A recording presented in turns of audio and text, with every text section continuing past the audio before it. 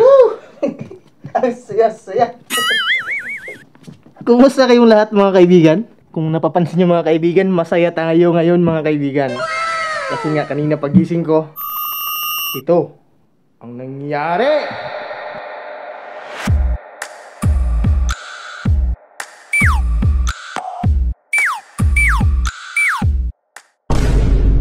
Nasaan kaya si Maggie? Nasaan si Maggie?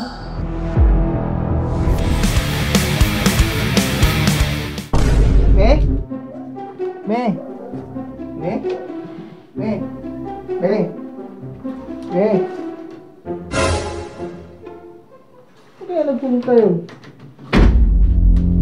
Ano dito? Me? Me? Me? Me? Me? Punta din sa labas mga kaibigan. Nalibot ko na ang buong bahay. Wala. Ang last option ko ay ito. Tatawagan ko mga kaibigan. Dahil wala akong load sa cellphone, dito ako tatawag. Sa mga hindi nakakaalam, unlimited ko ito, basta smart ang tatawagan. Pil dito, baka naman.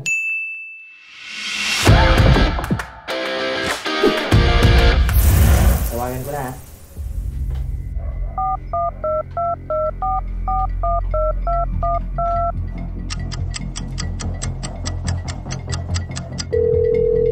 Uy!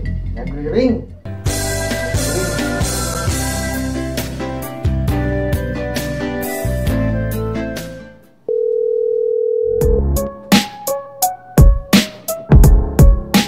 Yo, yo, yo! Ngayong wala si Maggie, tahimik ang bahay. Ngayong walang maingay, manood ako ng TV. Sinasagot. Yan mo na. Baka may pinuntahan lang. Sige, sapakin mo. Okay, sapakin ko. Ay, sarap buhay.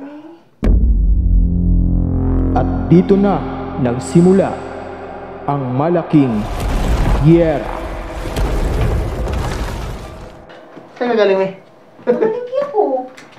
Ay, Ikaw panihiga ka dito. Wala ka man Nabutan. dito sa bahay. nabutan tayo guys.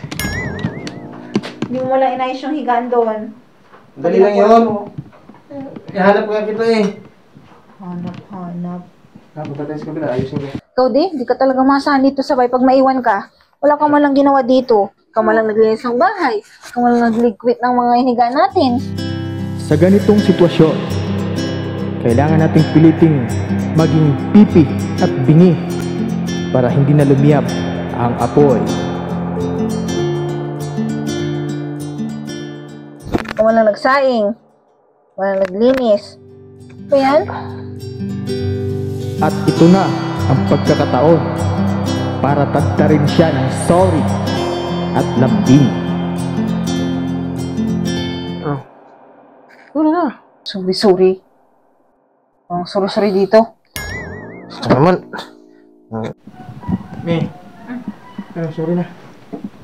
Walang sorry dito. Hindi na eh. Talaga maasahan.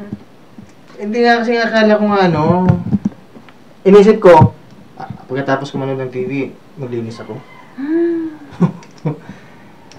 Inuluto ko mo lang. Sorry na ha. Wala ko nga nang kumain. Ay sis! Sorry na. Sorry na. Gusto mo ako adobo. Adobong sitaw. Baboy. Guys, hanggang dito na lang muna. Maraming salamat sa panonood. Bye-bye. Please comment, like, and subscribe.